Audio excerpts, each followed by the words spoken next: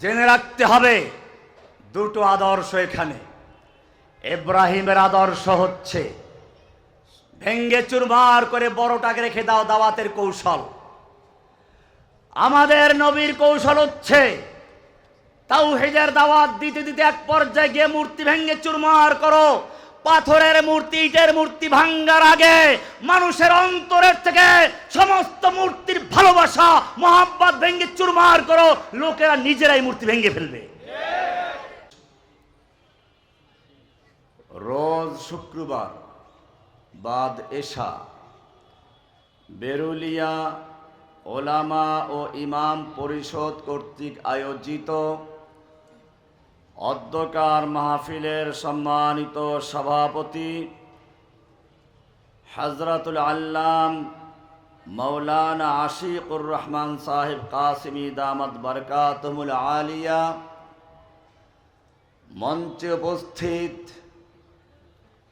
উলামায়ে কেরাম, আমার সামনে তাওহীদি জনতা, পর্দার আড়ালে মা ও বোনেরা, আল্লাহ সুবহানাহু ওয়া তাআলার মহান দরবারে লাখ শুকরিয়া জ্ঞাপন করছি, যিনি আমাদেরকে আজকের এই মাহফিলে আসার এবং বসার তৌফিক এনায়েত করেছেন।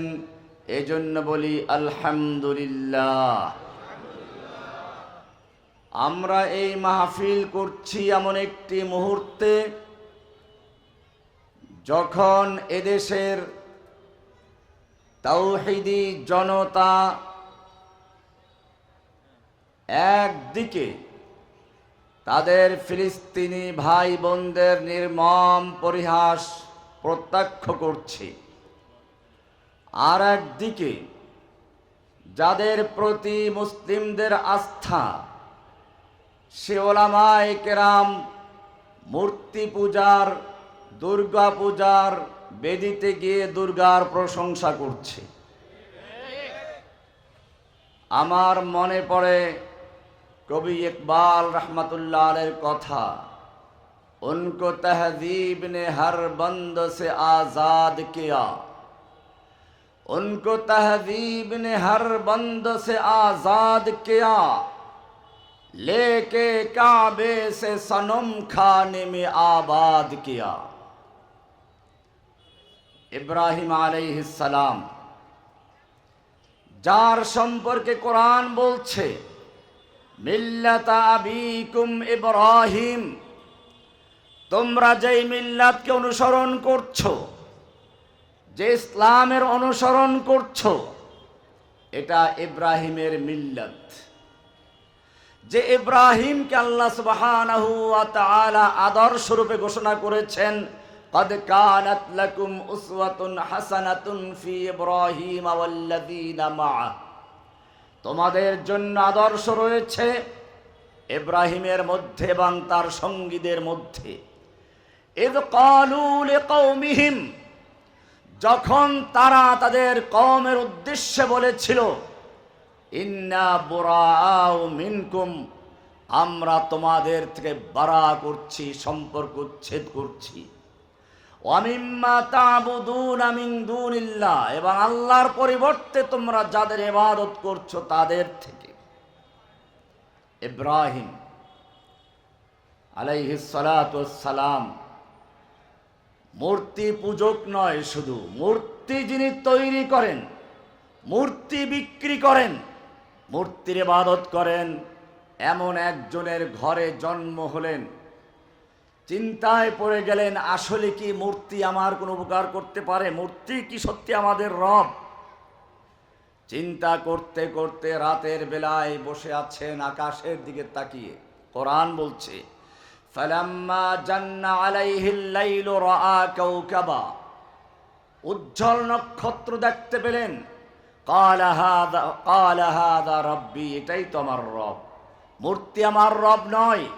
যেই মূর্তির সৌন্দর্য আমার বাবার হাতে, যেই মূর্তি খড়কুটা দিয়ে তৈরি করে পিছনে একটা লাঠি ঢুকিয়ে দাঁড় করে রাখা হয়, এই মূর্তি আমার রব নয়। ফালাম্মা ক্বালা লা উহিব্বুল আফিলিন, কিন্তু তারকা দেখে যখন তিনি বলেন এটা আমার রব, ডুবে গেল, বললেন এটা আমার রব হতে পারে না, যা ডুবে যায় তো রব হতে পারে না।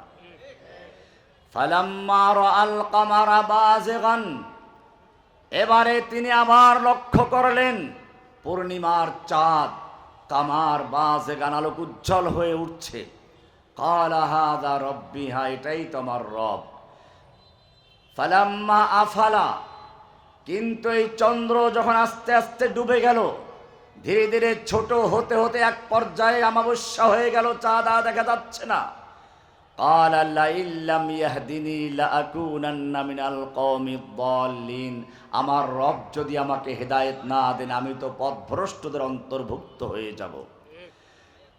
ফালাম্মা রাআশ শামসা বাযিগাতান, এবার যখন তিনি সূর্যকে দেখলেন উদিত হতে, ক্বালা হাযা রব্বি হাযা আকবার, হা এটাই তো আমার রব, এটাই বড়। ফালাম্মা আফালাত, যখন সূর্য ডুবে গেল, ক্বালা ইয়া কওমি, এবারে তিনি ঘোষণা করলেন ইন্নী বারিউম মিম্মা তুশরিকুন, তোমরা আমার আল্লাহর সঙ্গে যা শরীক করছো, অংশীদার করছো, সবগুলো থেকে বারা করলাম, সম্পর্ক ছিন্ন করলাম। ইন্নী ওয়াজ্জাহতু ওয়াজহিয়া লিল্লাযী ফাতারাস সামাওয়াতি ওয়াল আরদা হানিফান ওয়া মা আনা মিনাল মুশরিকিন। ইন্নী ওয়াজ্জাহতু ওয়াজহিয়া, আমি আমার চেহারা মোতাওয়াজ্জু করছি সেই মহান সত্তার দিকে, মহান জাতের দিকে। লিল্লাযী ফাতারাস সামাওয়াতি ওয়াল আরদা, যিনি আসমান এবং জমিনকে সৃষ্টি করেছেন। হানিফান, হানিফ মানে মাইলান আন জামিইল বুতলান ইলাল হককে, সমস্ত বাতিলকে বর্জন করে, সমস্ত তাগুতকে বর্জন করে, সমস্ত মানব রচিত যত বিধান আছে সবগুলো বর্জন করে ইন্নী ওয়াজ্জাহতু ওয়াজহিয়া লিল্লাযী ফাতারাস সামাওয়াতি ওয়াল আরদা হানিফান, সেই মহান জাতের দিকে মোতাওয়াজ্জহ হচ্ছি যিনি এই আসমান জমিনকে সৃষ্টি করেছেন। হানিফান, একনিষ্ঠভাবে সমস্ত বাতিলকে বর্জন করে। ওয়া মা আনা মিনাল মুশরিকিন, আমি মুশরিকদের অন্তর্ভুক্ত নই। এ হচ্ছে পিতা। সন্তান কারা? আমি এখানে পরিষ্কার বলি, আমাদের মুসলিমদের ঐতিহ্যই হচ্ছে কোনো ধর্মের উপর আক্রমণ করা নয়। সহ অবস্থানকে আমরা স্বাগত জানাই। ইসলাম যেখানে বিজয় লাভ করেছে সেখানে অমুসলিমদের নিরাপত্তা বিধান করেছে, কিন্তু এর মানে এটা নয় নিজের আকীদা, নিজের বিশ্বাসকে বিসর্জন দিয়ে তারপরে দুর্গা দেবীর প্রশংসা লিপ্ত হতে হবে। আপনারা জানেন এদেশের এক স্বৈরাচার দুর্গা দেবীর পূজারীদের খুশি করার জন্য আরশের মালিককে সন্তুষ্ট করে ঘোষণা করেছিল, আমরা জানি মা দুর্গা দেবী প্রতি বছর কোনো না কোনো বাহনে চড়ে আসে, এবার এসেছে গজে চড়ে।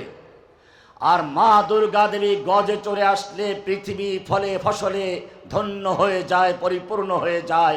বাস্তবে তাই হয়েছে, এবার ফসল বেশি হয়েছে।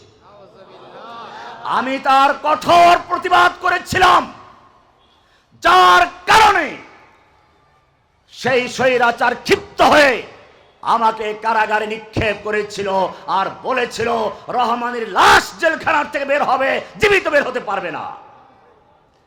কিন্তু রব্বে কারীম হানিফান, যার দিকে আমার ইমাম ইব্রাহিম আলাইহিস সালাম একনিষ্ঠ মোতাওয়াজ্জহ হয়েছিলেন, তিনি আসমান থেকে লক্ষ্য করছিলেন, তিনি দেখছিলেন যে দুর্গা দেবীর ক্ষমতা বড় নয়, কার ক্ষমতা বড়? সুতরাং এখনো যারা কুফফারদের খুশি করার জন্য এই দুর্গা দেবীর প্রশংসায় নিয়োজিত আছেন, আমরা পরিষ্কার বলি, একটা হচ্ছে হিন্দুরা তাদের ধর্মের অনুষ্ঠান করবে, তাদের পূজা করবে, আমরা এক্ষেত্রে কোনো বাধা দিচ্ছি না।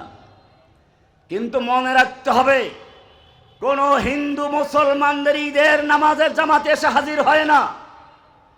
আল্লাহর রাসূলকে যখন বলা হলো ঠিক আছে, তোমার রবের ইবাদত আমরা 1 বছর করব, আর তুমি আমাদের রবের ইবাদত 1 বছর করবে।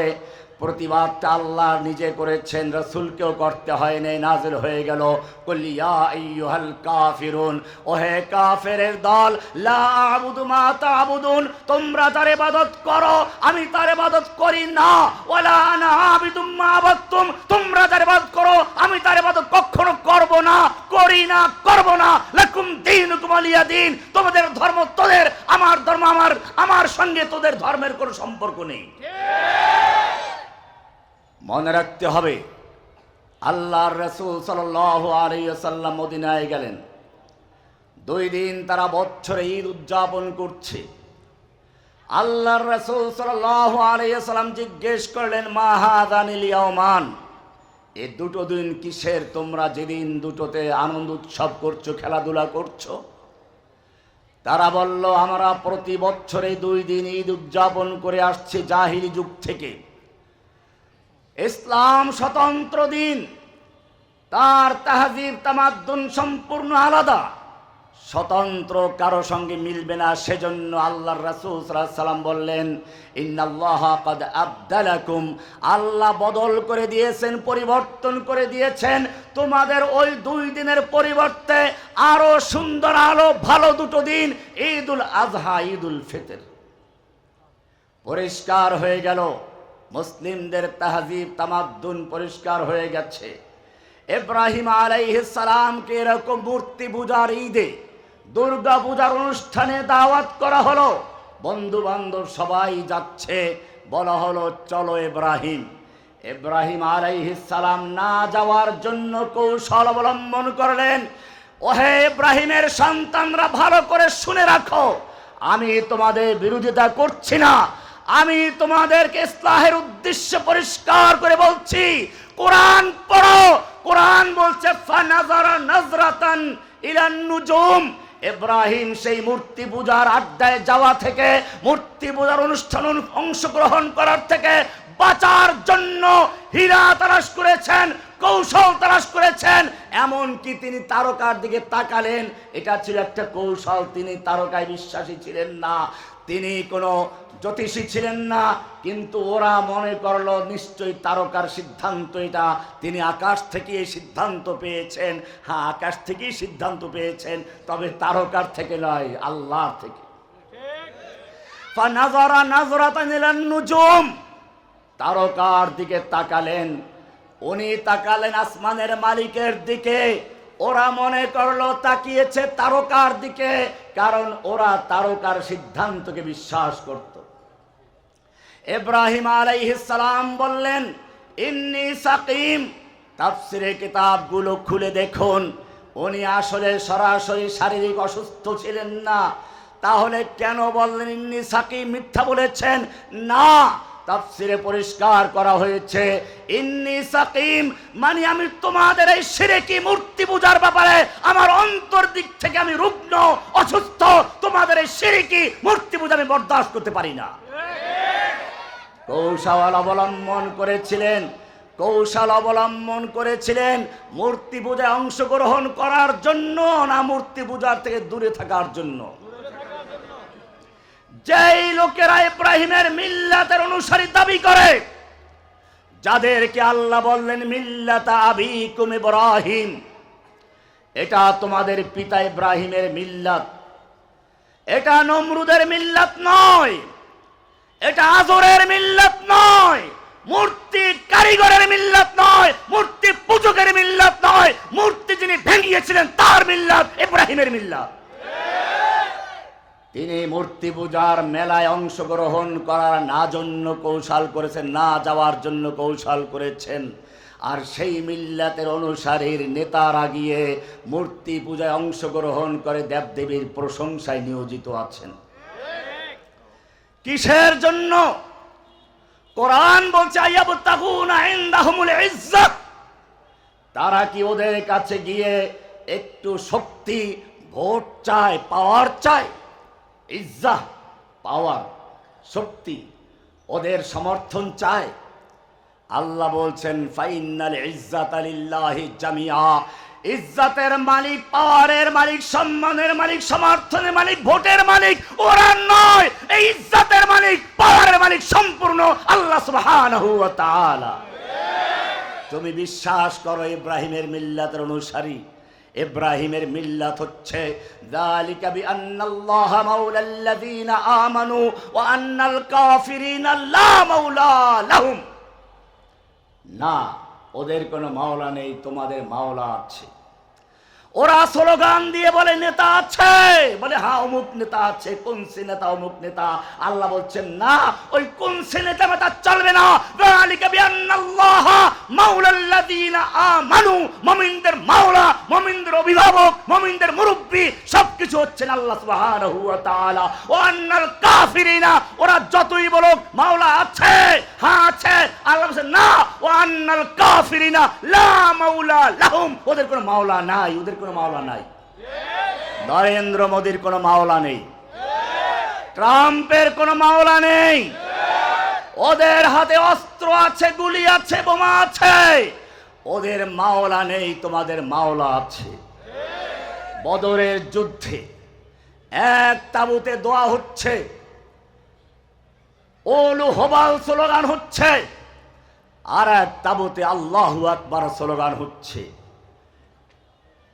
এক তাবু চাচ্ছে আল্লাহু আকবার স্লোগান বন্ধ করে দিয়ে জয় বাংলা, জয় হোবালকে প্রতিষ্ঠা করার জন্য, আর এক তাবুতে জয় হোবালকে ধ্বংস করে, জয় বাংলাকে ধ্বংস করে আল্লাহু আকবার বিজয় করার জন্য।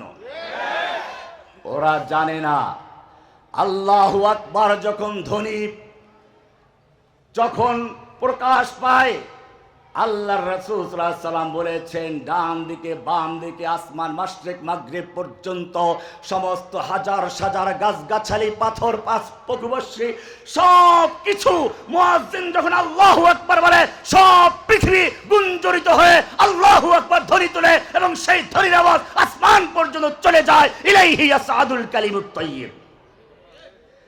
যারা আল্লাহু আকবার ধ্বনিকে ধ্বংস করতে চায়, তার পরিবর্তে জয় বাংলা বসাতে চায়, পিনাকি ভট্টাচার্যের ভাষায় বলতে হয় আল্লাহু আকবারকে বিজয়ী করে জয় বাংলাকে আল্লাহ তাআলা জয় বাংলা ধ্বংস করে দেন। জয় বাংলা এটা কোনো সাধারণ স্লোগান ছিল না। জয় বাংলা ছিল আল্লাহু আকবার ধ্বনির বিকল্প। মুহাম্মাদুর রাসূলুল্লাহর বিকল্প ছিল জয় বঙ্গবন্ধু। তাওহীদের স্লোগান আল্লাহু আকবার, রিসালাতের ঘোষণা মুহাম্মাদুর রাসূলুল্লাহ। এই দুইটাকে ধ্বংস করে তার জায়গায় নব্য নমরুদের গোষ্ঠী চেয়েছিল তাওহীদ ও রিসালাতকে ধ্বংস করার জন্য। আল্লাহ রাব্বুল আলামিন আল্লাহু আকবারকে প্রতিষ্ঠা করেছেন, জয় বাংলাকে ধ্বংস করেছেন, এমন ভাবে লাঞ্ছিত করেছেন যারা মনে করেছিল এই ইন্নাল ইজ্জাতা আইয়াবতাগুনা ইনদাহুমুল ইজ্জা, তাদের শক্তি, তাদের নরেন্দ্র মোদীর শক্তি, তার অস্ত্র, তার পাওয়ার তাকে রক্ষা করবে। আল্লাহ রাব্বুল আলামিন জানিয়ে দিলেন ফাইনাল ইজ্জাতা লিল্লাহি জামিয়া, ইজ্জতের মালিক নরেন্দ্র মোদী নয়, ইজ্জতের মালিক আল্লাহ। আল্লাহ রাব্বুল আলামিন তার দিনকে বিজয়ী করবেন।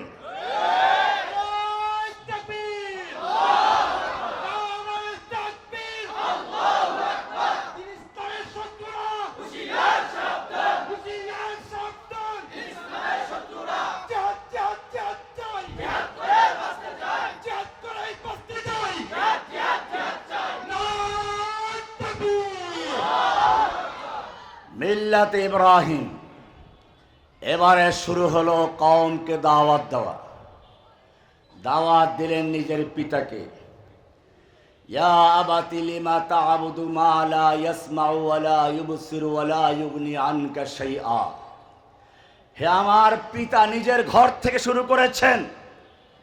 ও আমার পিতা, কেন তুমি ইবাদত করছো এমন জিনিসের যা শুনতে পায় না, দেখতে পায় না, কোনো উপকার করতে পারে না? হে আমার পিতা, হে আমার জাতি, কেন এগুলো ইবাদত করছো? দাওয়াত দিচ্ছেন, ইয়া আবাতি ইন্নী ক্বাদ জাআনি মিনাল ইলমি মা লাম ইয়াতিকা। আমার কাছে এমন ইলম এসেছে যা তোমার কাছে আসে নাই। ফাত্তাবিউনি আহদিকা সিরাতান সাবিয়্যা, আমার অনুসরণ কর, আমি তোমাকে সরল সোজা পথ দেখাবো। কাকে দাওয়াত দিচ্ছেন? নিজের বাপকে। বাপকে দিয়ে দাওয়াত শুরু হচ্ছে। ইয়া আবাতি লা তা'বুদিশ শাইতান, হে আমার আব্বাজান, খবরদার শয়তানের ইবাদত করবে না। ইন্না শাইতানা কানা লির-রহমানি আসিয়া। বাপকে দাওয়াত দেওয়া শুরু করলেন, কওমকে দাওয়াত দেওয়া শুরু করলেন, এমন কি দেশের শাসকের সামনে সত্য কথা তুলে ধরলেন। আল্লাহ তাআলা কোরআন ইতিহাস বানিয়ে দিলেন। আলাম তারা ইলাল্লাযী হাজ্জা ইব্রাহিমা ফি রাব্বিহি আন আতাহুল্লাহুল মুলক ইয ক্বালা ইব্রাহিম রাব্বিয়াল্লাযী ইউহয়ী ওয়া ইউমীত। সময়ের সবচেয়ে শক্তিশালী শাসকের সামনে দাঁড়িয়ে বললেন, আমার রব হচ্ছেন তিনি, তোমার এই দুর্বল মূর্তি নয় যে খেতে পারে না, যে কথা বলতে পারে না, উপকার করতে পারে না। আমার রব হচ্ছেন তিনি আল্লাযী ইউহয়ী ওয়া ইউমীত, যিনি জীবন মৃত্যুর মালিক। তুলনামূলক একটু দুর্বল দলিল পেশ করলেন। দেখতে চাচ্ছেন প্রতিপক্ষ কেমন, আগে প্রতিপক্ষকে পরীক্ষা করা। নমরুদ বলল, ঠিক আছে। দুজন বন্দীকে জেল থেকে আনা হলো, একজনকে তলোয়ার দিয়ে দ্বিখণ্ডিত করে দেওয়া হলো, আর একজনকে ছেড়ে দেওয়া হলো। বলল, আনা উহয়ী ওয়া উমীত, তুমি যে বলেছ তোমার রব জীবন মৃত্যুর মালিক, এই তো আমি একজনকে জীবন দিলাম, একজনকে মৃত্যু দিলাম, আমিই তো মালিক। ইব্রাহিম আলাইহিস সালাম বুঝতে পারলেন, ঠিক আছে, এইবার আমি একটা দুর্বল উইকেট দাঁড় করিয়েছিলাম তোকে পরীক্ষা করার জন্য। দেখি তুই কি খালি দাবি করিস না সাথে প্রমাণও পেশ করো। দেখলাম তুই দাবির সঙ্গে দলিলও দাও, ঠিক আছে, এইবার তোর সামনে এমন দলিল পেশ করব, দাবি করলে তোর পক্ষে দলিল দেওয়া সম্ভব হবে না। এবারে তিনি পাল্টা প্রশ্ন করলেন, রব্বিয়াল ফা ইন্নাল্লাহা ইয়াতি বিশ-শামসি মিনাল মাশরিকি ফাআতি বিহা মিনাল মাগরিব। তাহলে শোনো, আমার রব তিনি যিনি পূর্ব দিক থেকে সূর্য উদিত করে পশ্চিম দিকে ডুবান, ফাআতি বিহা মিনাল মাগরিব, তুমি যদি পারো পশ্চিম দিক থেকে উদয় করে পূর্ব দিকে ডুবাও।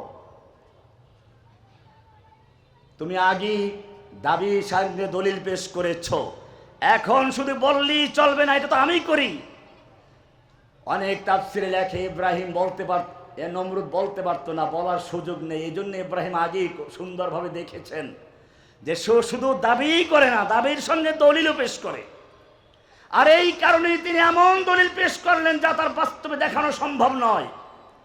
আমার রব তিনি যিনি পূর্ব দিক থেকে সূর্য উদয় করে পশ্চিম দিকে ডুবান, তুমি এবারে পশ্চিম দিক থেকে উদয় করে পূর্ব দিকে ডুবাও। এখন যদি সে বলে এটা তো আমিই করি, চলবে না, কারণ তুমি তো আগে প্রমাণ দেখিয়েছে, এবারও প্রমাণ দেখাও। এই কারণে আল্লাহ সুবহানাহু ওয়া তাআলা বলেছেন, ফাবুহিতাল্লাযী কাফার, এবারে কাফেরটা হতভম্ব হয়ে গেল, হতাশ হয়ে গেল, আর কোনো জবাব তার সামনে নেই। তাওহীদের অনুসারী যুবকেরা শুনে রাখো, যখন তোমরা সত্যের ময়দানে অবতীর্ণ হবে, জেনে রাখবে তোমার কৌশল, তোমার যুক্তি শেখানোর মালিককে। ইব্রাহিম আলাইহিস সালামকে যিনি শিক্ষা দিয়েছিলেন তিনি তোমাকে শিখাবেন। দুর্বল হওয়ার কোনো প্রয়োজন নেই, ইলম দেওয়ার মালিককে। কওমকে দাওয়াত দিলেন, নমরুদকে দাওয়াত দিলেন। কওমের লোকেরা বুঝতে পারলো এই লোকটা মূর্তির সমালোচনা করে, দাওয়াত চলছে, বরং তাকেও দাওয়াত দেওয়া হলো, চলো মেলায় চলো, মূর্তি পূজার মেলা, দুর্গা পূজার মেলা, চলো। দাওয়াত দিবে, নমরুদের যুগ থেকে দেওয়া হয়েছে। এই দাওয়াত পেয়ে তুমি খুশি হয়ে গেল, আমাকে হিন্দু দাওয়াত দিচ্ছে। তোমার তো আক্ষেপ করা দরকার ছিল, আমাকে হিন্দু দাওয়াত দিচ্ছে, আমার ইমান কি এত দুর্বল হয়ে গেল? ইতিহাস পড়ো, তাবুকের যুদ্ধে 3 জন সাহাবী অংশগ্রহণ করতে পারেননি। মুনাফিকরা যায় নাই, অন্য সকল সাহাবায়ে কেরাম চলে গেলেন। মুনাফিক ছাড়া ভালো সাহাবী মাত্র 3 জন মদিনায় রয়ে গেলেন। মুনাফিকরা তাড়াতাড়ি গিয়ে বলল, আমি এই ওজর সেই ওজর, আল্লাহ রাসূল যাও মাফ করে দিলাম। কিন্তু ওই 3 জন কোনো মিথ্যা কথা বলেন নাই। লম্বা ইতিহাস, আমি ইতিহাস বলার উদ্দেশ্য না। আল্লাহর রাসূল তাদের সাথে সম্পর্ক ছেদ করার জন্য বললেন সকলকে কথাবার্তা বলবে না, আল্লাহর পক্ষ থেকে ফয়সালা না আসা পর্যন্ত কোনো কথা নেই। ইতিমধ্যেই রোম সম্রাট তাদের একজনকে পত্র লিখল, আমরা শুনতে পেয়েছি তোমাদের নেতা, তোমাদের রাজা তোমাদের সাথে সম্পর্ক ছেদ করেছেন, কথাবার্তা বন্ধ করে দিয়েছেন, এমনকি তোমাদের স্ত্রীকেও তোমাদের সঙ্গে মিলতে দিচ্ছেন না। এত জুলুম, এত অন্যায়, এত বিচার, এটা মেনে নেওয়া যায় না। আমি তোমার সাহায্যের জন্য প্রস্তুত আছি। সাহাবী, আমরা হলে কি করতাম? পেয়ে গেছি না। তিনি দরজা বন্ধ করে কাঁদতে শুরু করলেন, আল্লাহ, আমার ঈমান কি এত দুর্বল হয়ে গেল যে এখন কাফের মুশরিক পর্যন্ত আমার ব্যাপারে আশাবাদী হয়ে উঠেছে। আল্লাহ তাআলা ঠিকই তাদের পক্ষে তওবা কবুল করেছেন। মনে রাখতে হবে, কাফেরদের পক্ষ থেকে সাহায্যের প্রস্তাব আসবে, এই প্রস্তাব নতুন নয়। আমিরে মুআবিয়া রাদিয়াল্লাহু তাআলা আনহুর সঙ্গে যখন আলী রাদিয়াল্লাহু তাআলা আনহুর যুদ্ধ হচ্ছে, সে সময়ও রোম সম্রাটের পক্ষ থেকে আমিরে মুআবিয়া রাদিয়াল্লাহু তাআলা আনহুকে পত্র লেখা হলো, আমিরে মুআবিয়া, আমরা জানতে পেরেছি তোমাদের খলিফাতুল মুসলিমিন আলী তোমার সঙ্গে বিদ্রোহ করছে, অন্যায্য আচরণ করছে, জুলুম করছে, তোমাকে ঠকাচ্ছে।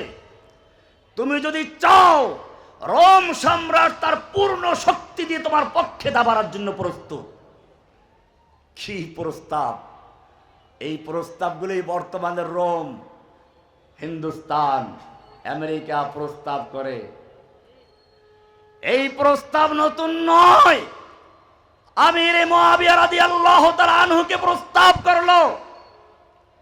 তিনি ইচ্ছে করলে বলতে পারতেন, ঠিক আছে, আলীকে ধ্বংস করার জন্য আমি তোমার পক্ষে আছি, আমাকে সাহায্য করো, আলীকে নির্মূল করে দেই। আল্লাহর নবীর মাদ্রাসার ছাত্র, উলাইকা হিজবুল্লাহ, আল্লাহর নবীর ছাত্রদের মাদ্রাসার নাম বাইতুল্লাহ। মাদ্রাসার নাম কি? বাইতুল্লাহ। যেই মাদ্রাসার প্রতিষ্ঠাতা খলিলুল্লাহ জবিহুল্লাহ, যেই মাদ্রাসার শিক্ষক মুহাম্মদুর রাসূলুল্লাহ, যেই মাদ্রাসার নিসাবে তালিম কিতাবুল্লাহ কালামুল্লাহ, যেই মাদ্রাসার ছাত্রদের লকব হচ্ছে উলাইকা হিজবুল্লাহ। এই ছাত্রদেরকে সহজে দিন থেকে সরানো যায় না। যেই ছাত্রদেরকে পরীক্ষা করেছেন স্বয়ং উলাইকাল্লাযীনা ইমতাহানাল্লাহ, পরীক্ষা করেছেন কে? পরীক্ষার ফলে আল্লাহ তাআলা ফলাফল ঘোষণা করেছেন, উলাইকা হুমুর রাশিদুন, উলাইকা হুমুল ফাইজুন, উলাইকা হুমুল মুফলিহুন, উলাইকা হুমুল মুমিনুনা হাক্কা। তারা সফল মুমিন, তারা সত্যিকার কামিয়াব মুমিন, তারাই প্রকৃত মুমিন। যদি তুমি সত্যিকার ঈমানদার হও, তাদের ঈমানের সঙ্গে তোমার ঈমানকে মিলাও। আমিনু কামা আমানান নাস ফাইন আমানু বিমিসলি মা আমানতুম বিহি ফাকাদ ইহতাদাও। সাহাবায়ে কেরাম যেরকম ঈমান এনেছেন, যদি তোমরা সেরকম ঈমান আনতে পারো, তবেই তোমরা হেদায়েত প্রাপ্ত হলে। সাহাবায়ে কেরাম কার ছাত্র? কার ছাত্র? মুহাম্মদুর রাসূলুল্লাহ। মাদ্রাসার নাম কি বলেছিলাম? জোরে বলে, মাদ্রাসার নাম কি? মাদ্রাসার নাম বাইতুল্লাহ। মাদ্রাসার শিক্ষকের নাম কি?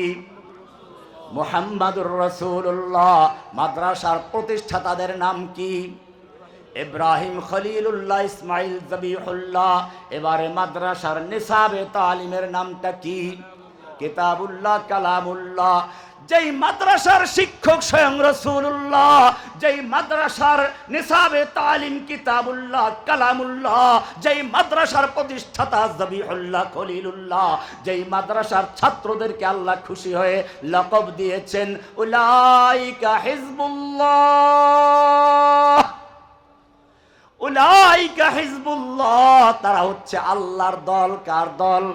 ছাত্রদের পরীক্ষা নেওয়ার মতো দুনিয়ার কোনো শিক্ষক নেই, দুনিয়ার কোনো পরিদর্শক নেই।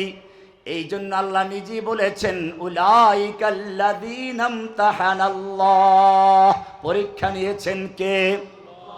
পরীক্ষা নিলেন কোথায়? এসি রুমে বসিয়ে না। উলাইকাল্লাযীনা ইমতাহানাল্লাহ, পরীক্ষা হচ্ছে বদরের ময়দানে, পরীক্ষা হচ্ছে উহুদের ময়দানে, পরীক্ষা হচ্ছে হুনাইনের ময়দানে, পরীক্ষা হচ্ছে হুদাইবিয়ার ময়দানে। কি শর্তগুলো মেনে নেওয়া হচ্ছে? পরীক্ষা হচ্ছে একজন মুমিনকে বন্দী করা হয়েছে কিংবা হত্যা করা হয়েছে, এই খবর চলে আসলো, সঙ্গে সঙ্গে স্বয়ং রাসূল বের হয়ে আসলেন আর ঘোষণা করলেন ইবাদাল্লাহ ও আসহাবাস শাজারা, গাছের নিচে বসে আরাম করার সময় নেই, চলে আসো। আমি হাত বিছিয়ে দিলাম, হাত বিছিয়ে দিলেন। 1400 সাহাবায়ে কেরাম হাত বিছিয়ে দিলেন। কিসের জন্য? ভালো করে ইতিহাস পড়ো। একজন মুমিনকে মক্কায় গ্রেফতার করা হয়েছে, একজন মুমিনকে হত্যার খবর ছড়িয়ে পড়েছে, গুজব ছড়িয়ে পড়েছে। আল্লাহর নবী বায়াত নিচ্ছেন, 1400 সাহাবায়ে কেরাম বায়াত করছেন। কিসের বায়াত? বায়াত আল মাউত ছিল। হয়তো ওসমান হত্যার বদলে দিয়ে মক্কা বিজয় করে ছাড়বো, নতুবা সকলেই শহীদ হয়ে যাব, কেউ মদিনায় ফিরে যাব না। কে কে তৈরি আছো? আল্লাহর নবী হাত বিছিয়ে দিলেন। সব সাহাবায়ে কেরাম নবীর হাতের উপর হাত রেখে বায়াত করলেন। বায়াতের খবর মক্কায় পৌঁছে গেল, ওদের হৃদয়ে জালজালা শুরু হয়ে গেল, কম্পন শুরু হয়ে গেল। সঙ্গে সঙ্গে উসমানকে নিয়ে তারা সন্ধি চুক্তির প্রস্তাব নিয়ে হাজির হলো। বোঝা গেল গুজব নতুন নয়। চট করে এসে পড়ব, ঝট করে মিছিল করব, ঝটিকা মিছিল। চট করে ঢুকে পড়ব, ঝটিকা মিছিল করো। জেনে রাখবেন মক্কার কাফেররা এরকম গুজব ছড়িয়ে দিয়েছিল। আল্লাহর নবীর এক বায়াতের খবরে মক্কার কাফেরদের অন্তরে জালজালা শুরু হয়ে গেছিল, ভূমিকম্প শুরু হয়ে গেল। ভয়ে তারা ওসমানকে নিয়ে সন্ধি চুক্তি করতে বাধ্য হয়েছিল। এখনো বিতাড়িত শয়তান, বিতাড়িত লেডি ফ্রাউন মাঝে মধ্যে স্বপ্ন দেখে, মাঝে মধ্যে দেশে বিভিন্ন গুজব ছড়ায়। জেনে রাখবেন এদেশে যদি মুসলিমরা একজন ইমামের অধীনে ও তাসিমু বিহাবলিল্লাহি জামিআন, আল্লাহর রজ্জুকে ঐক্যবদ্ধভাবে ধরো, এদেশের তৌহিদি জনতা এক ইমামের নেতৃত্বে ঐক্যবদ্ধ থাকতে পারে। যেভাবে মক্কার কাফেররা বায়াতের খবর শুনে ভয়ে প্রকম্পিত হয়েছিল, ঠিক তেমনি ভাবে বর্তমান যুগের কাফের মুশরিকরা, বর্তমান যুগের আবু জাহেলরা মুসলিমদের বায়াতের খবর শুনে ভয়ে থরথর করে কাঁপবে ইনশাআল্লাহ। আল্লাহর নবী বায়াত নিলেন। এই বায়াতের খবর মক্কায় পৌঁছে গেল। শুধু মক্কায় নয়, সাত আসমান ভেদ করে, লৌহ কলম ছেদ করে আল্লাহর আরশ পর্যন্ত পৌঁছে গেছে। আরশ থেকে সঙ্গে সঙ্গে নাজিল হয়ে গেল ইন্নাল্লাযীনা লাকাদ রাদিয়াল্লাহু আনিল মুমিনিনা ইয ইউবায়ুনাকা তাহতাশ শাজারা, নিশ্চয় আল্লাহ মুমিনদের প্রতি সন্তুষ্ট হয়ে গেছেন, মুমিনদের প্রতি রাজি হয়ে গেছেন যখন তারা আপনার হাতের উপর হাত রেখে গাছের নিচে বসে বায়াত করছিল। এ শুধু এ পর্যন্তই নয়, রাজি আর খুশি হওয়া পর্যন্ত ক্ষান্ত নয়। এরপরে আরো সামনে গিয়ে বলছেন ইন্নাল্লাযীনা ইউবায়ুনাকা, নিশ্চয় জেনে রাখবেন যারা ওই গাছের নিচে বসে আপনার হাতের উপর হাত রেখে বায়াত করছিল, ইন্নামা ইউবায়ুনাল্লাহ, তারা আপনার হাতে হাত রেখে নয়, বরং স্বয়ং আল্লাহর হাতে হাত রেখে বায়াত করেছে। ইয়াদুল্লাহি ফাওকা আইদিহিম, তাদের হাতের উপরে স্বয়ং আল্লাহর নিজের হাত ছিল। আল্লাহর হাত কেমন সেই বিষয়ে আবার প্রশ্ন করতে যাবেন না। বায়াত হয়ে গেল। আজকে হাজারো বায়াত, হাজারো ওসমান বাংলাদেশের কারাগারে নির্যাতিত নিপীড়িত অবস্থায় রয়েছে। এই যে আমার পাশে আছেন মাওলানা ফরিদ সাহেবের ভাই, মাওলানা ফরিদ, শেখ ফরিদ ভাই জেলে আছেন। কত আলেম জেলে এখনো নির্যাতিত নিপীড়িত অবস্থায় রয়েছে।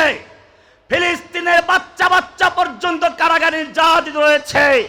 কোথায় সেই বায়াহুল হুদাইবিয়ার সন্ধির লোকেরা? কোথায় সেই সাহাবীদের আদর্শের অনুসারীরা? তোমাদের তো কোনো বায়াত হচ্ছে না। একটা বায়াত হলে দুনিয়ার কাফের ভীত সন্ত্রস্ত হয়ে যেত। তোমরা কাকে খুশি করতে চাও? আমেরিকাকে ভয় পাও? আয়াবতাগুনা ইনদাহুমুল ইজ্জা ফাইনাল ইজ্জাতা লিল্লাহি জামিয়া। সমস্ত ক্ষমতার মালিক কে? পাওয়ার কার হাতে? সুপার পাওয়ার আমেরিকা নয়, সুপার পাওয়ার ভারত নয়, ওরা সেফের পাওয়ার, জিরো পাওয়ার। সমস্ত ক্ষমতার মালিক কে? জেনে রাখবেন। আমি বলছিলাম আমিরে মুআবিয়া রাদিয়াল্লাহু তাআলা আনহুর কাছে পত্র আসলো। আমিরে মুআবিয়া রাদিয়াল্লাহু তাআলা আনহু সেই ছাত্রদেরই তো একজন যাদের পরীক্ষা নিয়েছেন কে? আমিরে মুআবিয়া রাদিয়াল্লাহু তাআলা আনহু রোমের সম্রাটকে জানিয়ে দিলেন, ইয়া কালবার রোম, ওই রোমের কুত্তা, আমার আমিরের সঙ্গে আমার যুদ্ধ হচ্ছে, আমার আমিরের সঙ্গে আমার বিরোধ চলছে। এই সুযোগ নিয়ে যদি ইসলামী ভূখণ্ডের দিকে এক কদম বাড়াতে চাও, জেনে রাখবে আলীর পক্ষে যুদ্ধ করে সর্বপ্রথম যেই লোকটা জীবন দেবে সেই লোকটা আর কেউ নয়, সেই লোকটা আমিরে মুআবিয়া রাদিয়াল্লাহু তাআলা আনহু। আজকে মনে রাখতে হবে, বাংলাদেশের ইসলামী দলগুলোকে আমি এই ঘটনার মাধ্যমে জানাতে চাই, আমাদের মধ্যে ইখতিলাফ থাকতে পারে, বিরোধ থাকতে পারে, কিন্তু জেনে রাখবেন সেই বিরোধটা আমিরে মুআবিয়া রাদিয়াল্লাহু তাআলা আনহু আর আলী রাদিয়াল্লাহু মধ্যে যে হয়েছিল সে পর্যায়ে গড়ায় নেই। সুতরাং মনে রাখতে হবে, আমাদের মধ্যে দুশমনরা যত বিরোধ তৈরি করতে চায়, যত ইখতিলাফ তৈরি করতে চায়, এর উদ্দেশ্য হলো একটাই, ইসলামকে ধ্বংস করা, ইসলামী শক্তিকে দুর্বল করা। সেজন্য সত্যিকার অর্থে যদি আমরা সাহাবীদের অনুসারী হয়ে থাকি, তাহলে যেভাবে কুফফারদের প্রস্তাবকে প্রত্যাখ্যান করে ইসলামী ঐক্যের শক্তিশালী ভিত স্থাপন করেছিলেন, আজকে সময় এসেছে সমস্ত ভেদাভেদ ভুলে গিয়ে, সমস্ত ইখতিলাফ থাকুক তার জায়গায়, ইখতিলাফকে নিজ জায়গায় রেখে ইত্তেহাদ মাল ইখতিলাফের উসুলের ভিত্তিতে ঐক্যবদ্ধভাবে মাঠে নামার সময় হয়েছে। নতুবা জেনে রাখবেন, নতুবা জেনে রাখবেন, পূর্ব তিমুর এক সময় ইন্দোনেশিয়ার মুসলমানদের অংশ ছিল। সেখানে আস্তে আস্তে এনজিওরা খ্রিস্টান বানিয়ে শেষ পর্যন্ত স্বাধীন ভূখণ্ড, তার স্বাধীন দেশ বানিয়ে নিয়েছে। এমনি ভাবে দক্ষিণ সুদান, সুদানের অংশ ছিল, মুসলিম ভূখণ্ডের অংশ ছিল। খ্রিস্টানরা সেখানে কাজ করে করে মুসলিমদের খ্রিস্টান বানিয়ে আলাদা রাষ্ট্র গঠন করেছে, এবং তৎকালীন সময়ের মুসলিম নামধারী কোফি আনান জাতিসংঘের মহাসচিব তার উদ্বোধন করেছিল, স্বাধীনতার পতাকা উড্ডীন করেছিল।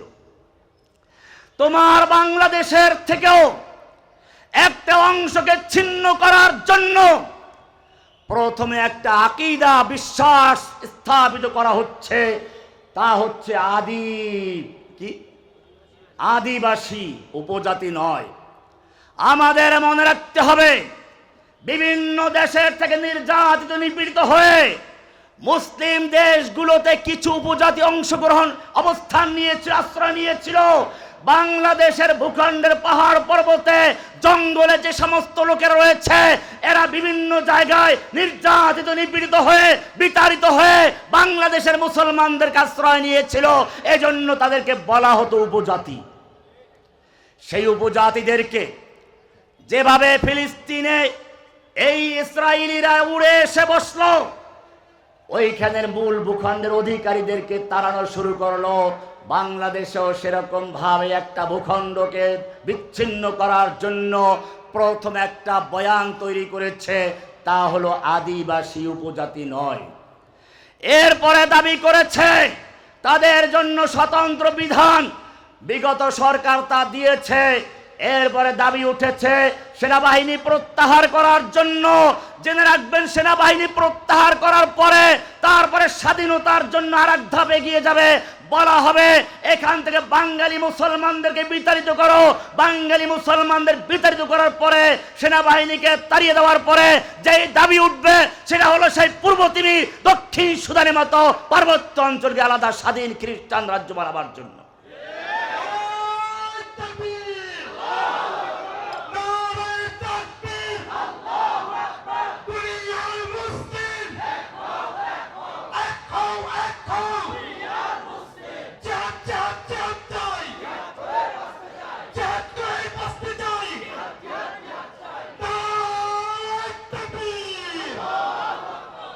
ইব্রাহিম আলাইহিস সালাম নমরুদের দরবারে তাওহীদের দাওয়াত পেশ করলেন। এবারে তাদের কাছে আর কোনো জবাব নেই। ইব্রাহিম আলাইহিস সালাম আরো স্পষ্ট করার জন্য তিনি মূর্তিখানায় ঢুকলেন। গিয়ে দেখলেন মূর্তির সামনে অনেক দামি দামি খাবার আছে। অবশ্য আপনাদেরকে বলবো না, এই অংশ আপনি পালন করবেন, এটার জবাব আমি একটু পরে দিচ্ছি ইনশাআল্লাহ। মূর্তিখানায় ঢুকে দেখলেন অনেক দামি খাবার আছে। কোরআন বলছে, গিয়ে বললেন আলা তাকুলুন, এই মূর্তি খাচ্ছ না কেন? খাও, খা, খাবি না খা। কথা বলে না। আবার আলা তানতাকুন মা লাকুম লা তানতাকুন, ব্যাপার কি? কথাও তো বলছো না, কারণটা কি? বারবার বলছে কথা ক, খা, খাবিও না কথাও বলবি না। রাগ উঠে গেছে। ফাকানা দরবান বিল ইয়ামিন, ডান হাতে জোরে থাপ্পড় মারলেন।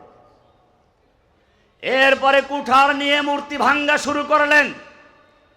ছোটগুলো সব ভেঙ্গে বড়টার কাঁধে কুড়াল লটকে দিয়ে তিনি সরে পড়লেন। ইতিহাস আপনারা জানেন। আমি আপনাদেরকে এইখানে মূর্তি ভাঙ্গার জন্য বলবো না। আমাদের আদর্শ লাকাদ কানা লাকুম ফি রাসূলিল্লাহি উসওয়াতুন হাসানা, আমাদের রাসূলের আদর্শ রয়েছে।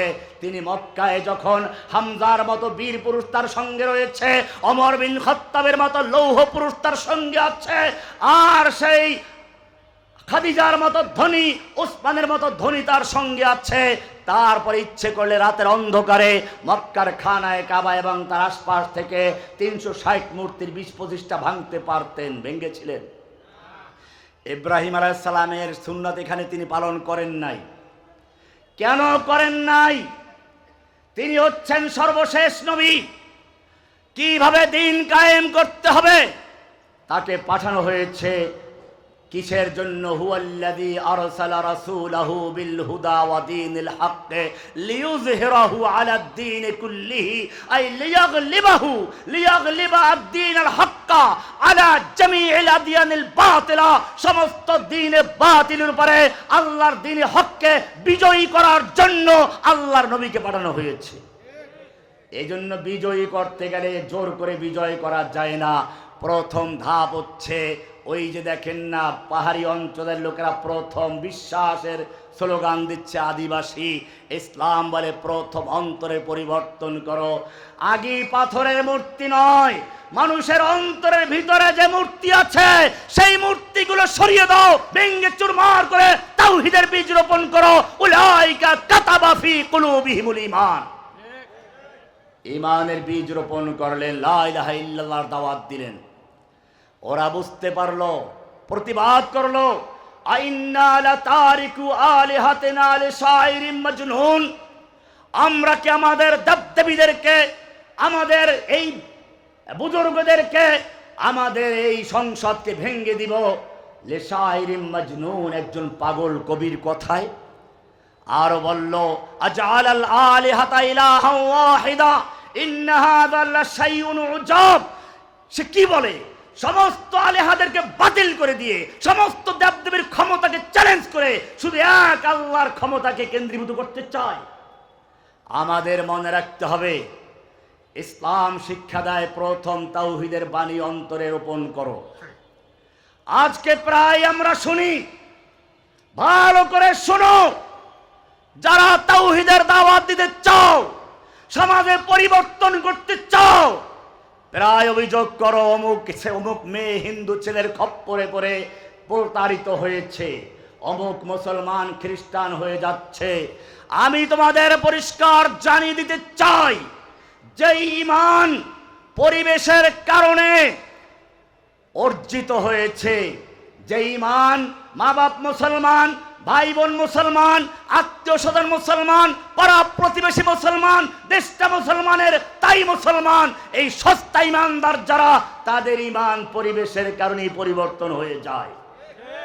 কিন্তু বিলালের মতো যাদের ঈমান, সুমাইয়ার মতো যাদের ঈমান, খুবাইবের মতো ঈমান, খাব্বাবের মতো ঈমান যাদের আছে, আল্লাহর কসম যত পাহাড় পরিমাণ বাধা আসুক না কেন, লোভ আসুক না কেন, তাদের ঈমান পরিবর্তন হতে পারে না।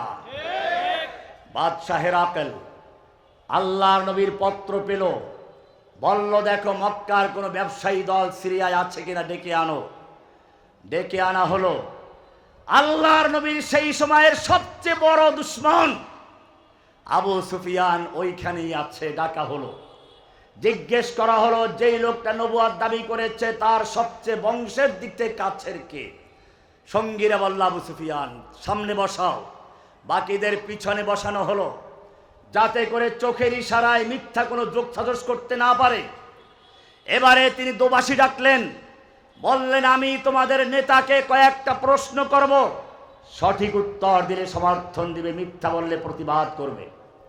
অনেকগুলো প্রশ্ন, একটা প্রশ্ন তোমাদের মুখস্থ রাখতে হবে।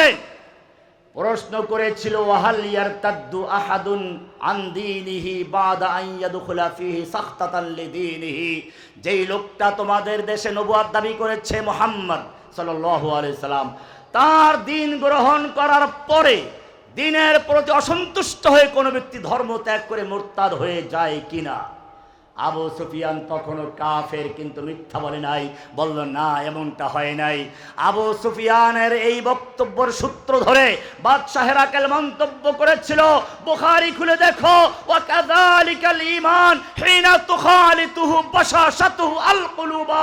এটাই হচ্ছে ঈমানের বাস্তবতা, এটাই হচ্ছে ঈমানের প্রকৃতি, এটাই হচ্ছে ঈমানের সত্যিকার মজা।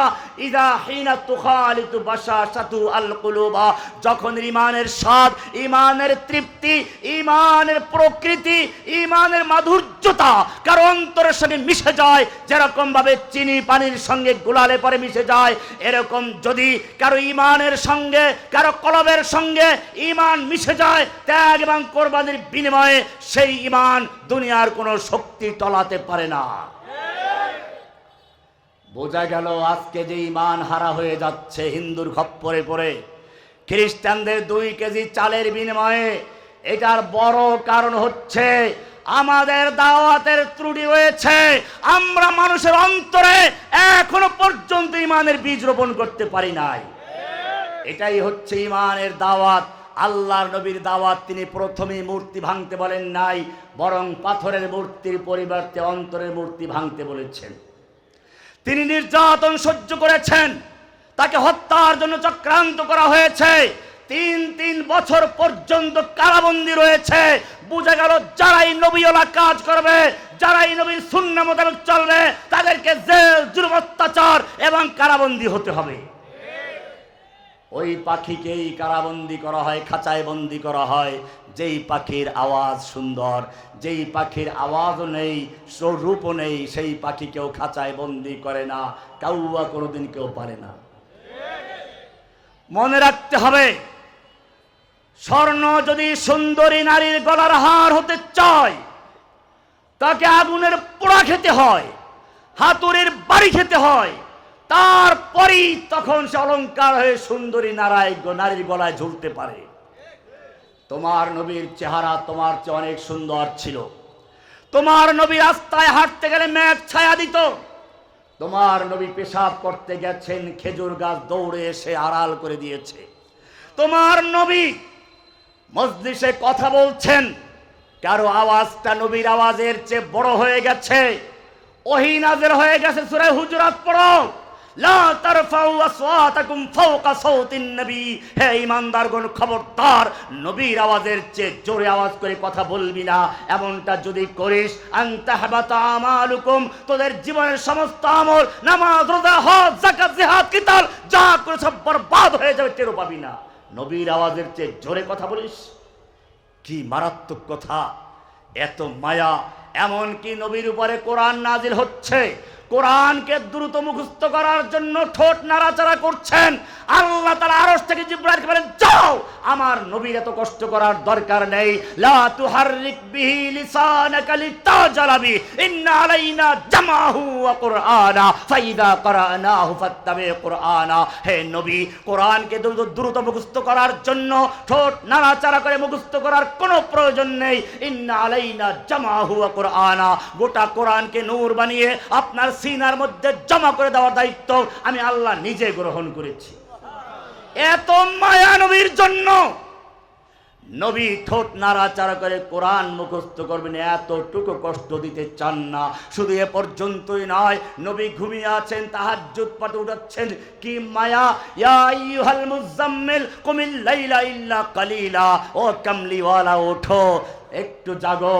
লাকুমিল লাইলা ইল্লা কালিলা, তবে রাত্র পুরোটা ইবাদত করার দরকার নেই, পা ফুলে যাওয়ার প্রয়োজন নেই। কুমিল লাইলা ইল্লা কালিলা, রাত্রি জাগরণ করো, কিছুক্ষণ ঘুমাও। নিসফাহু আমিন কুসমিনহু কালিলা, অর্ধেক রাত্র বা তার চেয়ে একটু কম, আউজিদ আলাইহি, অথবা তার চেয়ে একটু বেশি। তার মানে হচ্ছে তোমার সারা রাত্রে ইবাদত করার প্রয়োজন নেই, পা ফুলে যাওয়ার প্রয়োজন নেই। তুমি জানি তুমি সারা রাত্রে ইবাদত করলে খুশি হও, আমি আল্লাহ তোমাকে ঘুমান্ত দেখলেও খুশি হয়ে যায়। কি মায়া যে নবীর জন্য! এবারে তোমাদের জিজ্ঞেস করতে চাই, এই নবী যখন তায়েফের ময়দানে পাথর বৃষ্টি বর্ষণ হচ্ছিল, রাস্তায় লুটিয়ে পড়লেন, তখন আল্লাহ দেখতে পাচ্ছিলেন কিনা? ফিরাবার ক্ষমতা ছিল কিনা? ফিরিয়েছিলেন কিনা? ফিরান নাই। উহুদের যুদ্ধে আল্লাহর নবী লৌহ বর্ম পরে নামলেন। কাফের দেখলো কোনো আক্রমণ করার জায়গা নেই, জোরে তলোয়ার দিয়ে মাথায় আক্রমণ করলো। লোহার হেলমেট পরা আছে, লোহার টুপি ভেঙ্গে গালের ভিতর দিয়ে মারির দাঁতে আঘাত করলো, দুটো দাঁত পড়ে গেছে, লোহাটা গালের ভিতরে ঢুকে রয়েছে। তুমি কি চিন্তা করেছো তোমার একটু দাঁতে যন্ত্রণা হলে, ব্যথা হলে পাগল হয়ে যাও ডাক্তারের কাছে যাওয়ার জন্য, আর তোমার নবীর দাঁতের ভিতরে লোহা ঢুকে আছে। দুজন সাহাবী যুদ্ধের পরে সেই লোহা বের করার জন্য মাড়ির দাঁত দিয়ে কামড় দিলেন, লোহাটা বের হয়ে আসলো ঠিকই, আর তার দুটো পড়ে গেল। আর তুমি মিলাদের কবিতা পেয়ে গেলে, কর দেয়া জঙ্গে উহুদ মে মুস্তাফা দন্দা শহীদ, ইয়ে শরিয়ত ইয়ে খিলাফত हमको मिलने के लिए, ইয়া নবী সালাম আলাইকা। মিষ্টি খাওয়া শুরু হয়ে গেল। তুমি যেই নবীর দান্দান শহীদকে কেন্দ্র করে মিষ্টির ব্যবসা করে যাচ্ছ, সেই নবীকে উহুদের ময়দানে বাঁচানোর জন্য নুসাইবা রাদিয়াল্লাহু তাআলা আনহা ডান দিক থেকে, বাম দিক থেকে, পিছন থেকে, সামনে থেকে ঢাল হয়ে যুদ্ধ করেছেন। হাদিসের কিতাব পড়ো, আল্লাহর রাসূল সাল্লাল্লাহু আলাইহি সাল্লাম বলছেন, আমি যখন ডান দিকে তাকালাম দেখলাম নুসাইবা, বাম দিকে নুসাইবা, সামনে নুসাইবা, পিছনে নুসাইবা, 10টা তীর তরবারি আঘাত সহ্য করে মহিলা যুদ্ধ চালিয়ে গেছিল। মুসাইলামার বিরুদ্ধে যুদ্ধে মহিলা অংশগ্রহণ করেছিলেন। রুফাইদার ইতিহাস পড়ো, আসমা বিনতে আবু বকর ইতিহাস পড়ো। যখন আবু বকরের মেয়ে আয়েশা রাদিয়াল্লাহু তাআলা আনহার বড় বোন জাতুন নিতাকাইন, আল্লাহর নবী যখন গারে ছুঁড়ে আত্মগোপনে ছিলেন, নিজের কোমরবন্ধকে ছিঁড়ে একটা অংশ দিয়ে খাবার টিফিনকারী বন্দি টেনে নিয়েছিলেন, আর একটা অংশ দিয়ে তিনি আর তার বাহনকে টেনে নিয়েছিলেন। এজন্য উপাধি দেওয়া হলো জাতুন নিতাকাইন। ইতিহাস পরে এই মহিলা কি করেছিলেন, যখন তার বয়স 100 বছর উপরে চলে গেছে, যখন তার ঠিকমতো চলার কোন ক্ষমতা নেই, অন্ধ হয়ে গেছেন, সেই সময় আব্দুল্লাহ বিন জুবাইর মক্কায় অবরুদ্ধ হয়ে আছেন জালিমদের কারণে।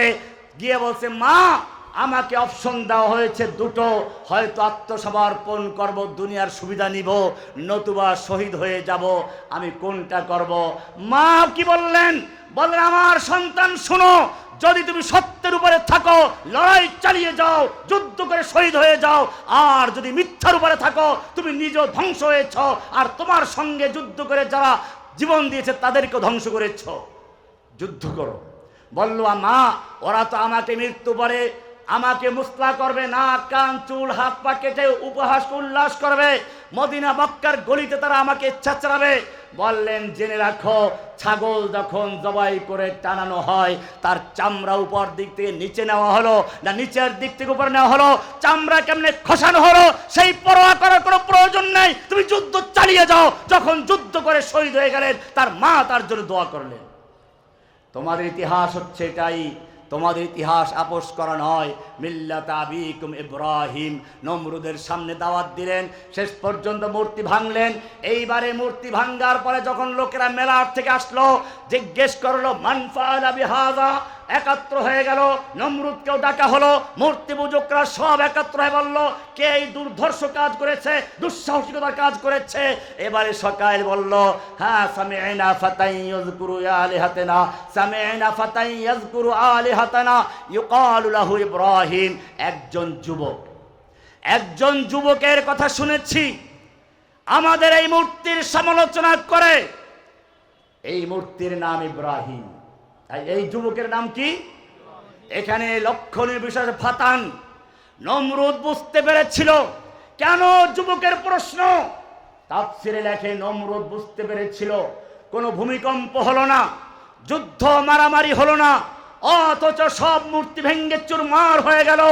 আবার বড় মূর্তি দাঁড়িয়ে আছে, এই মূর্তি তো এই কাজ করতে পারে না, নিশ্চয়ই এটা মূর্তি ভাঙ্গা পর্যন্ত শেষ নয়, বরং এটা হচ্ছে এই মূর্তির সমাজকে ভেঙ্গে দিয়ে ভিন্ন সমাজ গড়ার জন্য এক বিশাল বিপ্লব শুরু হয়েছে। আর সেই বিপ্লবের সূচনা হয়েছে এই মূর্তি ভাঙ্গা দিয়ে। আর এই রকম বিপ্লব শুরু করা কোনো বুড়া মানুষের মাথায় ঢোকে না, ঢোকে যুবকের মাথায়। তোমরা দেখেছো এদেশে বহু আন্দোলন হয়েছে, কিন্তু কোনো আন্দোলন সফল হয় নাই। যখন দেশের যুবকেরা স্কুল কলেজ মাদ্রাসা নির্বিচারে ঐক্যবদ্ধভাবে মাঠে নেমেছিল, ইব্রাহিমের সন্তানরা সামি'না ফাতান ইয়াযকুরু আলিহাতানা, আবার সেই মূর্তি ভাঙ্গার জন্য ঐক্যবদ্ধ মাঠে নেমেছিল। আল্লাহ রাব্বুল আলামিন দেখলেন ইব্রাহিমের সন্তানরা মাঠে নেমেছে, সব মূর্তি ভেঙ্গে চুরমার করে দেওয়া হয়েছিল।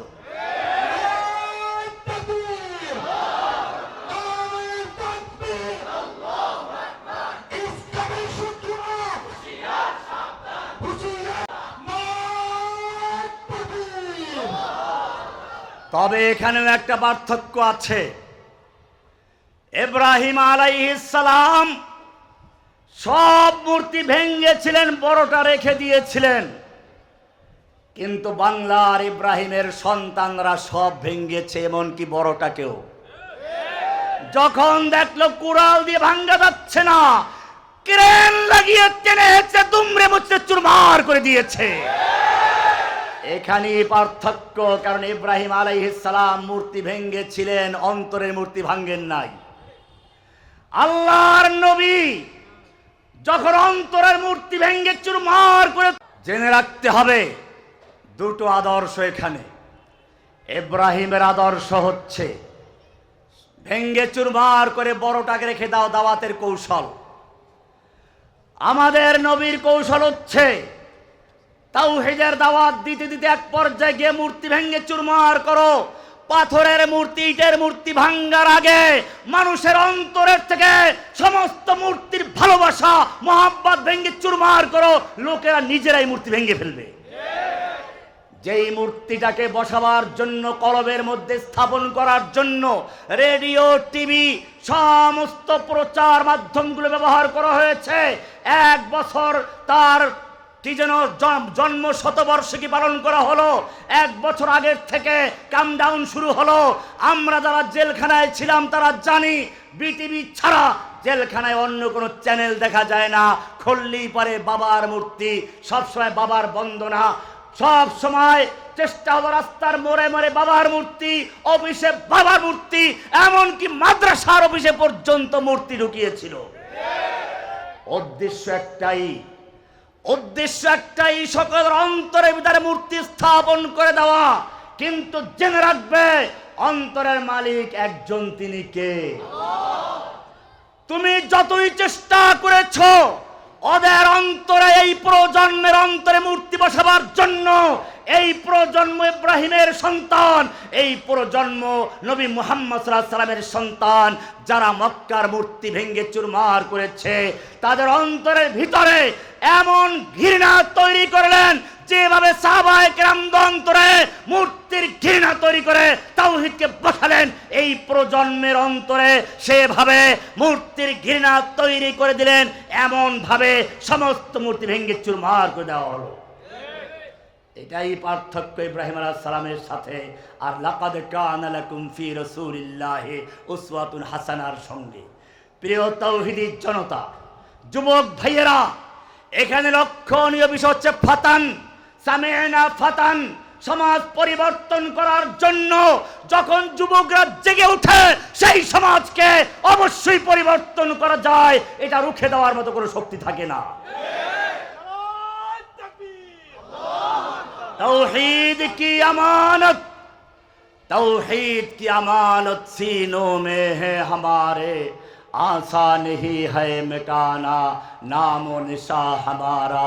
सब गुरीजा होगी आखिर, सब गुरीजा होगी आखिर, जलवाए खुर्शीद से ये चमन मामूर होगा नगमाए तौहीद से। আবার সেই তৌহিদের দাওয়াত, তৌহিদের আওয়াজ প্রত্যেকটা মানুষের ভিতরে অন্তরে বসাতে হবে। তারপরেই যখন তুমি ময়দানে নামবে, দুনিয়ার কোনো শক্তি নেই তোমার শক্তিকে রুখে দেওয়ার মতো। ইব্রাহিমকে আগুনে নিক্ষেপ করা হচ্ছে, ইব্রাহিমকে আগুনে নিক্ষেপ করা হচ্ছে। আমাদের নবীকে নির্যাতন করা হলো, দান দান শহীদ করা হলো। বলছিলাম কেন? যে আল্লাহ তাআলা নবীকে এত ভালোবাসেন, মেঘ দিয়ে ছায়া দেন, খেজুর গাছ দিয়ে আড়াল করে দেন, ওহী নাযিল হলে পরে ঠোঁট নাড়াচাড়া করতে বারণ করেন, জোরে কথা বললে ঠান্ডা করে দেন। এই নবীকে এত নির্যাতন করা হলো কেন? আল্লাহ তাআলা বাধা দেন নাই। কোরআন বলছে, আম হাসিবতুম আন তাদখুলুল জান্নাতা ওয়ালাম্মা ইয়াতিকুম মাসালুল লাযীনা খালাউ মিন ক্বাবলিকুম মাসসাতুহুমুল বাসাউ ওয়াদ-দাররাউ ওয়া যুলজিলু হাত্তা ইয়াকুলার রাসূলু ওয়াল্লাযীনা আমানু মা'হু মাতা নাসরুল্লাহ। তোমরা কি মনে করেছো এমনিতেই জান্নাতে ঢুকে পড়বে, অথচ তোমাদের কাছে আসবে না ওই সমস্ত বিপদ আপদ মুসিবত যা এসেছিল তোমাদের আগের লোকদের প্রতি? মাসসাতুহুমুল বাসা ওয়াদ-দাররা ওয়া যুলজিলু হাত্তা ইয়াকুলার রাসূল ওয়াল্লাযীনা মা'হু, এমন কি স্বয়ং রাসূল নিজে এবং তার সঙ্গীরা বলতে বাধ্য হলেন, মাতা নাসরুল্লাহ, আল্লাহর সাহায্য কবে আসবে? হ্যাঁ, নিজের শক্তি যখন চূড়ান্ত ব্যয় করে তখনই আল্লাহর সাহায্য আসে। বদরের যুদ্ধে লক্ষ্য করো, ফেরেশতারা আগে এসে বসে থাকেন নাই। যখন 1000 সশস্ত্র যোদ্ধার বিরুদ্ধে মাত্র জীর্ণ শীর্ণ 313 জন সাহাবী দাঁড়িয়ে গিয়েছেন, আল্লাহ রাব্বুল আলামিন বলছে, ফেরেশতারা যাও এবার তাদের সঙ্গী হয়ে যুদ্ধ করো। ইব্রাহিমকে আগুনে নিক্ষেপ করা হচ্ছে, আল্লাহর ফেরেশতারা পর্যন্ত আল্লাহর কাছে দোয়া করছেন, আল্লাহ তোমার ইব্রাহিমকে তো আগুনে নিক্ষেপ করা হচ্ছে। আল্লাহ বলছেন, আমি দেখছি, কতক্ষণ দেখো, আমার নিয়ম আছে, আমি চূড়ান্ত পরীক্ষা নেব, শেষ সময় ফিরে যায় কিনা। ইব্রাহিমকে আগুনে নিক্ষেপ করা হলো। আল্লাহ তাআলার নিয়ম হচ্ছে, বান্দার ক্ষমতা যখন চূড়ান্ত পর্যায়ে শেষ হয়ে যায়, আর কোনো ক্ষমতা নেই, আল্লাহ বলেন তখনই আমার সাহায্য শুরু হয়ে যায়। আগুনে নিক্ষেপিত হয়েছে, ইব্রাহিমের ক্ষমতা শেষ হয়ে গেছে, আমার সাহায্য শুরু হয়ে গেছে। কুলনা ইয়া নারু কুনি বারদাও ওয়া সালামান আলা ইব্রাহিম, খবরদার আগুন আমার ইব্রাহিমের জন্য ঠান্ডা হয়ে যাও, আরামদায়ক ঠান্ডা, কোনো কষ্ট যেন না পায়। আগুনের মালিক কে? যে আল্লাহ রাব্বুল আলামিন ইব্রাহিমের জন্য আগুনকে ঠান্ডা করতে পেরেছেন। আমি জিজ্ঞেস করতে চাই, সে আল্লাহ এখনো জীবিত আছেন কিনা? এখনো এই বোমার আগুনকে ঠান্ডা করে দিয়ে, পারমাণবিক বোমাকে ঠান্ডা করে দিয়ে তাওহীদের ঝান্ডা উড্ডীন করার তৌফিক দিতে পারেন কিনা? কিন্তু শর্ত হচ্ছে, आज भी जो करे इब्राहिम का ईमा पैदा, आज भी जो करे इब्राहिम का ईमा पैदा, आग करे सकती है, आग कर सकती है अंदाजे गुलिस्तां पैदा। তুমি লক্ষ্য করো মুসা নবীর দিকে, ফিরাউনের বিরুদ্ধে দাঁড়িয়ে গেলেন, এবারে বনি ইসরাইলকে মুক্ত করে তিনি চলছেন, সামনে নদী পিছনে বাহিনী, আর কোনো পালাবার জায়গা নেই।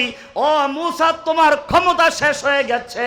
আমার নিয়ম হচ্ছে বান্দার ক্ষমতা যেইখানে শেষ হয়ে যায় ওইখান থেকে আমার সাহায্য শুরু হয়ে যায়। তোমার ক্ষমতা শেষ হয়ে গেছে, আমার সাহায্য শুরু হবে। তোমার লাঠি নদীতে মেরে দাও। পানি দুভাগ হয়ে সরে গেল, মাঝখানে ফাঁকা হয়ে গেল, মুসা বাহিনী পার হয়ে গেল। আল্লাহ রাব্বুল আলামিন দেখালেন রাস্তা বাকি আছে, ফেরাউন তুমিও নামো। ফেরাউন নেমে গেল, দুই দিক থেকে পানিকে বলে চুবাও, ফেরাউনকে চুবিয়ে মারলো। আমি জিজ্ঞেস করতে চাই যে আল্লাহ রাব্বুল আলামিন মুসা এবং তার বাহিনীর জন্য নদীর ভিতর রাস্তা করে পার করে দিলেন, আর ফেরাউনকে তার বাহিনী সহ চুবিয়ে মারলেন, সে আল্লাহ জীবিত আছেন কিনা? আগের মতো ক্ষমতা আছে কিনা? তাই যদি হয় তাহলে বর্তমান সময়ের নমরুদ ফেরাউনদেরকে চুবিয়ে মেরে তাওহীদি মুসলিমদের বিজয় দান করতে পারেন কিনা? তাহলে ভয় কিসের? একটাই ভয়, মিসলে কালিম হো अगर, मिसले कलीम हो अगर मारे काज़मा कोई, आज भी आती है, आज भी आती है कोहे तूर से बंगला तखफ।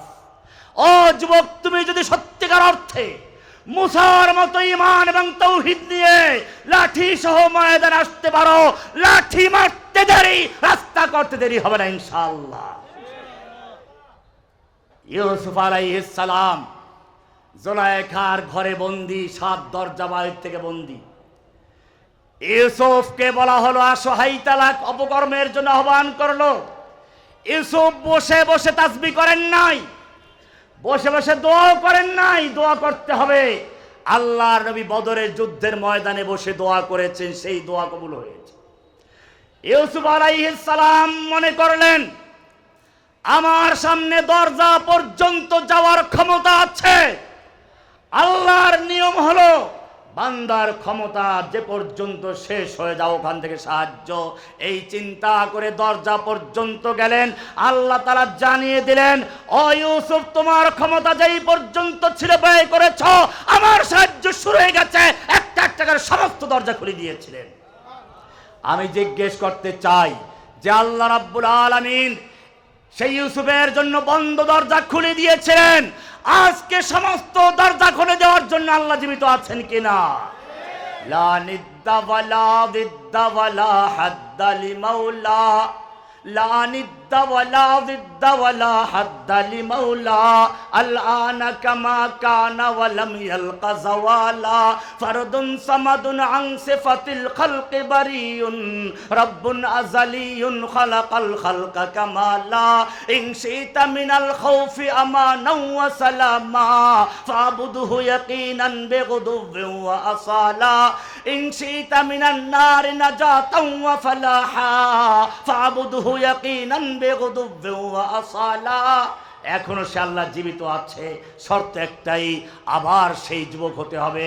তুম দিয়ে বাদে মুখালিফ সে না ঘবরায় ওয়াকাব। ও যুবকেরা, এবারে তোমাদের প্রতি শেষ আহ্বান। তোমাদেরকে সেই সালাহুদ্দিন আইয়ুবী, মুহাম্মদ বিন কাসেম, তারেক বিন জিয়াদের মতো চতুর্দিক থেকে আহ্বান করা হচ্ছে। তোমরা জানো এই রাজা দাহিরের কারাগারে 2 জন বোনকে নির্যাতন করা হচ্ছিল। তখন তারা নিজের রক্ত বের করে ওড়নাকে কাগজ বানিয়ে তৎকালীন খলিফাতুল মুসলিমিন হাজ্জাজ বিন ইউসুফকে পত্র লিখেছিল। তার ঘুম হারাম হয়ে গেল। নিজের আপন ভাতিজা যুবক 16 বছরের যুবককে পাঠালো, যাও হয়তো রাজা দাহিরকে খতম করে বোনকে উদ্ধার করবে, নতুবা শহীদ হয়ে যাবে। ফিরে আসার চিন্তা করো নাই। সেদিন সিন্ধু বিজয় হলো, বোনদের উদ্ধার করা হলো। আমি জিজ্ঞেস করতে চাই, যদি সত্যিকার অর্থে আজকে সেই কাসেম, সেই মোহাম্মদ বিন কাসেমের আদর্শে অনুসরণ থাকো, তোমার বোন আফিয়া সিদ্দিকা এখনো বন্দী হয়ে আছে জেলখানায়, তোমার ভাইয়েরা কারাগারে বন্দী হয়ে আছে, তোমার ফিলিস্তিনি শিশু ভাই বোনেরা কাফের ইহুদির কারাগারে বন্দী হয়ে আছে, তোমাদেরকে আহ্বান জানাচ্ছে, ওমা লাকুম লা তুকাতিলুনা ফি সাবিলিল্লাহ, ওমা লাকুম লা তুকাতিলুনা ফি সাবিলিল্লাহ ওয়াল মুস্তাদাফিনা মিনার রিজাল ওয়ান নিসা ওয়াল বিলদান আল্লাযীনা ইয়াকুলুনা রব্বানা রব্বানা আখরিজনা মিন হাযিহিল ক্বরিয়াতিজ যালিমি আহলুহা ওয়াজআল লানা মিন লাদুনকা ওয়ালিয়্যা ওয়াজআল লানা মিন লাদুনকা নাসীরা। এই যুবকরা, তোমাদের কি হলো? আল্লাহ তোমাদের আহ্বান করছেন ওদের ভাষায়, ফিলিস্তিন থেকে, কাশ্মীর থেকে, উইঘুর থেকে, আফিয়া সিদ্দিকার রুহের থেকে আমাদের কাছে আহ্বান চলছে, ওমা লাকুম, তোমাদের কি হলো? লা তুকাতিলুনা ফি সাবিলিল্লাহ, তোমরা আল্লাহর রাস্তায় যুদ্ধ করছো না, লড়াই করছো না। ওই সমস্ত নির্যাতিত, নিপীড়িত, অসহায় শিশু, নারী, বৃদ্ধদের মুক্তির জন্য, আল মুস্তাদাফিনা মিনার রিজাল ওয়ান নিসা ওয়াল বিলদান, ওই সমস্ত শিশু, নারী আর ওই সমস্ত বৃদ্ধ অসহায় মানুষদের মুক্তির জন্য, আল্লাযীনা ইয়াকুলুন, যারা ফরিয়াদ করে বলছে, রব্বানা রব্বানা আখরিজনা মিন হাযিহিল ক্বরিয়াতিজ যালিমি আহলুহা, হে আমাদের রব, তুমি আমাদের আখরিজনা, উদ্ধার করো, আমাদের বের করে নিয়ে যাও, মিন হাযিহিল ক্বরিয়াতিজ যালিমি আহলুহা, এই জালিমদের অধ্যুষিত জনপদ থেকে, জালিমদের কারাগার থেকে, এই ইহুদির কারাগার থেকে, হিন্দুদের কারাগার থেকে আমাদের উদ্ধার করো, আমাদের মুক্ত করো। ওয়াজআল লানা মিন লাদুনকা ওয়ালিয়্যা, আমাদেরকে তোমার পক্ষ থেকে অভিভাবক পাঠাও, নেতা পাঠাও। ওয়াজআল লানা মিন লাদুনকা নাসীরা, তোমার পক্ষ থেকে সাহায্যকারী পাঠাও। এই আওয়াজ চতুর্দিকে আসছে। আমি জিজ্ঞেস করতে চাই, এই আহ্বানে সাড়া দেওয়ার জন্য কি ফেরেশতারা ভাবে আসবে, না তোমাদের তৈরি হতে হবে? তোমাদের তৈরি হতে হবে। সেই ওলি নাসির হয়ে তোমাদের কি ময়দানে ঝাঁপিয়ে পড়তে হবে। ফির তুঝে একবার করনি है जहां की रहबरी। হে যুবক, আবার তোমাকে বিশ্বের নেতৃত্ব দেওয়ার জন্য সালাহুদ্দিন আইয়ুবী, মোহাম্মদ বিন কাসেম, তারেক বিন জিয়াদ আর খালেদ বিন ওলীদের উত্তরসূরি হয়ে মাঠে নামতে হবে। ফির তুঝে একবার করনি है जहां की रहबरी, उठ खुदा के नाम लेकर फिर आलम बरदारवान। তোমার সামনে যত বাধা আসবে জেনে রাখবে, তুমি শাহিন, तू शाहीन है, परवाज है काम तेरा, तेरे सामने आसमां और भी है। তুমি তো সেই আকাশের বাজ পাখি সমতুল্য, तुम दिए बाद मुखालिफ से न घबराए उक़ाब, ये तो चलती है तुझे ऊंचा उड़ाने के लिए। তুমি জালিম, অত্যাচারী, নিপীড়ি, নির্যাতনকারী শাসকদের অত্যাচারকে তুমি ভয় করো না, কারণ এই বাধা, এই অত্যাচার, নির্যাতন চলছে তোমাকে আরো ঊর্ধ্বে নেওয়ার জন্য, তোমার মর্যাদা বৃদ্ধি করার জন্য। সেজন্য আহ্বান আসছে। ও যুবকেরা, আমি জিজ্ঞেস করতে চাই, আজকে যদি প্রয়োজন হয় বাংলার পার্বত্য অঞ্চল রক্ষা করার জন্য যাদের মাঝে ঝাঁপিয়ে পড়তে হবে, কে কে তৈরি আছো? বাংলাদেশের সেনাবাহিনীকে জানিয়ে দিতে চাই, তোমার ভয় করার কোনো প্রয়োজন নেই। তোমরা যদি প্রয়োজন মনে করো, আমাদেরকে আহ্বান জানাও। এই বাংলাদেশের যুবকেরা তোমাদের সঙ্গে কাঁধে কাঁধ মিলিয়ে পার্বত্য অঞ্চল রক্ষা করার জন্য, জীবন দেওয়ার জন্য প্রস্তুত ইনশাআল্লাহ। ভাইয়েরা আমার,